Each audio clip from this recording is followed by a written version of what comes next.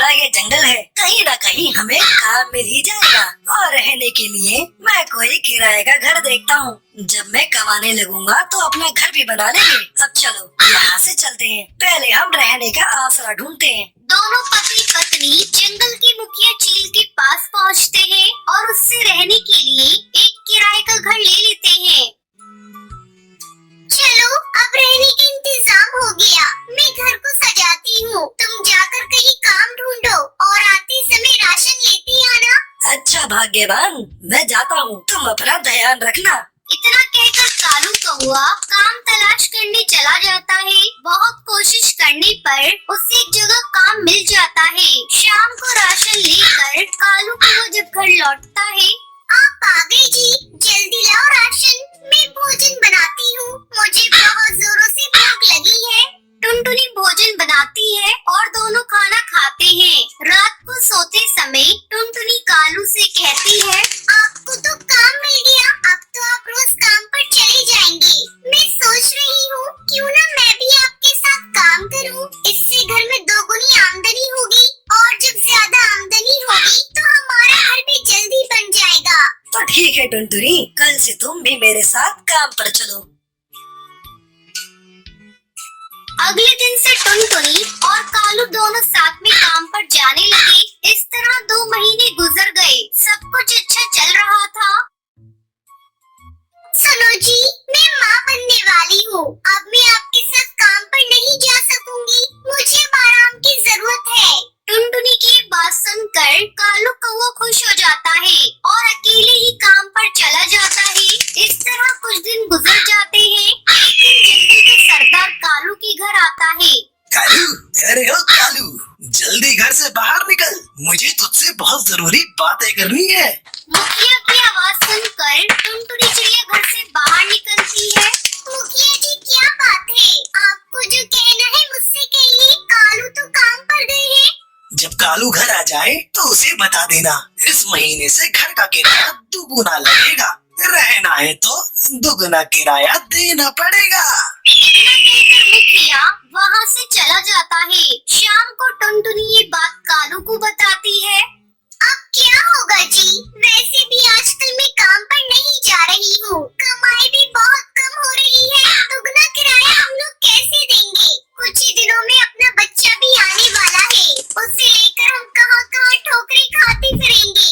मेरा तो दिमाग काम करना बंद कर दिया है, एक बार फिर से हम लोग बेघर हो जाएंगे। टुनटुनी, तू माँ बनने वाली है तो इतना चिंता मत किया कर, तेरे और बच्चे दोनों के सेहत के लिए अच्छा नहीं होगा। रात हो गई है, कल सोचेंगे क्या करना है। फिर दोनों पति पत्नी सो जाते हैं। अगली सुबह कालू काम पर जा रहा था।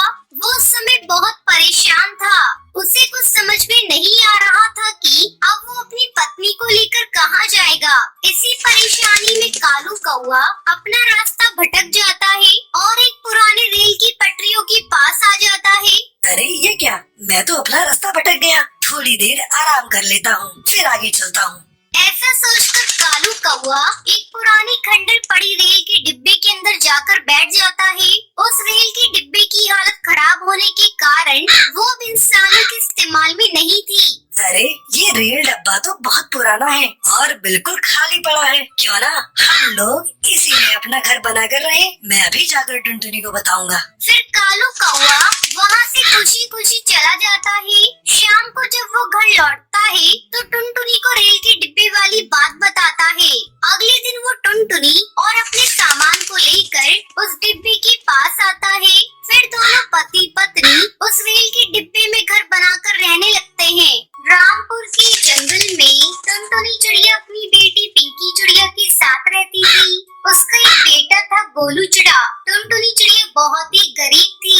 बहुत मुश्किल से मेहनत मजदूरी करके वो जैसे तैसे करके पैसे कमाती थी, उससे वो अपने घर का गुजारा कर लिया करती थी। बारिश का मौसम शुरू होने वाला था। टुनटुनी चिड़िया का पूरा परिवार चिंतित था। माँ, बारिश का मौसम शुरू होने वाला है और अपना घोंसला कई जगह से टूट गया है, हमें दूसरा घोंसला बनाना पड़ेगा। हाँ, यही सोचकर तो मैं भी परेशान हूँ, लेकिन क्या करूँ, मेरे पास इतने पैसे नहीं कि मैं दूसरा घोंसला बना सकूँ। तभी गोलू चिड़ा वहाँ आता है। माँ, मैं अपने दोस्तों के साथ खेलने जाऊं? ठीक है चला जा, लेकिन शाम होने से पहले घर लौट आना। गोलू चुड़क खेलने के लिए चला जाता है। बोलो ना माँ, अगर बारिश अभी शुरू हो गई तो हम लोग कहाँ जाएंगे? तू रुक, मैं अभी कुछ सोचती हूँ, तब तक तू मेरे लिए चाय बना कर ला। पिंकी चिड़िया चाय बनाने चली जाती है और थोड़ी देर बाद चाय बनाकर अपनी माँ को देती है। टुनटुनी चिड़िया चाय पीने लगती है। पिंकी चिड़िया, मैं सोच रही हूँ क्यों ना मैं जहाँ काम करती हूँ वहाँ से कुछ रुपए कर्ज ले लूँ, फिर धीरे धीरे चुका दूंगी। माँ, पहले से ही तुम्हारे ऊपर बहुत कर्ज है, फिर से कर्ज लोगी तो हम खाएंगे कहाँ से? तो क्या करूँ पिंकी चिड़िया, तू ही बता। इस तरह कुछ दिन बीत जाते हैं और बारिश का मौसम शुरू हो जाता है। टुनटुनी चिड़िया अपने मालिक कड़कनाथ सेठ के पास कर्ज मांगने जाती है। सेठ जी, मुझे थोड़ा कर्ज चाहिए, मुझे अपना नया घोंसला बनाना है। बारिश हो गई है, मेरे पूरे घर में पानी टपक रहा है, रहना मुश्किल हो रहा है। अरे ओ टुनटुनी चिड़िया, तुम्हें और कर्ज मांगते शर्म नहीं आ रही है? पहले ही तुम्हारे ऊपर मेरा बहुत कर्ज है, पहले उसे चुकाओ। टुनटुनी चिड़िया चुपचाप वहाँ से चली जाती है। ऐसे में एक दिन जोरों से बारिश होने लगती है। टुनटुनी चिड़िया का पूरा घर पानी से भर जाता है। माँ, जल्दी चलो यहाँ से, अगर घोंसला टूट गया तो हम सब दबकर मर जाएंगे। ये सब देखकर टुनटुनी चिड़िया रोने लगती है।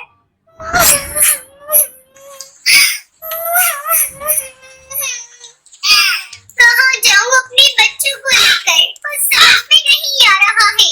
तभी टुनटुनी चिड़िया हरी काकी के घर जाती है। हरी काकी, मुझे और मेरे बच्चों को अपने घर में आसरा दे दो। क्यों, तुम्हारे घर को क्या हुआ? तुम इतनी बारिश में मेरे यहाँ मदद मांगने चली आई? मेरे घर में बारिश का पानी भर गया है। हरी काकी, बारिश रुकने तक मेरी मदद करो।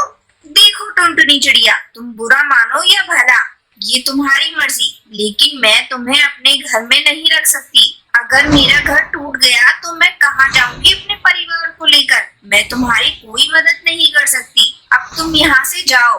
फिर टुनटुनी चिड़िया सुंदरी कौवी के पास जाती है, लेकिन वो भी उसकी कोई मदद नहीं करती। उदास होकर टुनटुनी चिड़िया घर लौट आती है।